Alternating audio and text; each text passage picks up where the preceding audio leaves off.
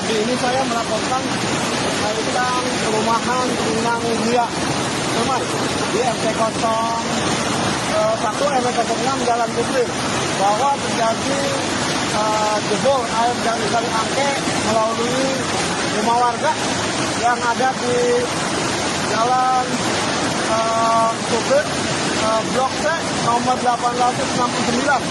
Mungkin dengan penghasilan hidup dari teman-teman PSMPR setelah mungkin nanti ada penyurutan air yang ada di kali angke. Terima kasih.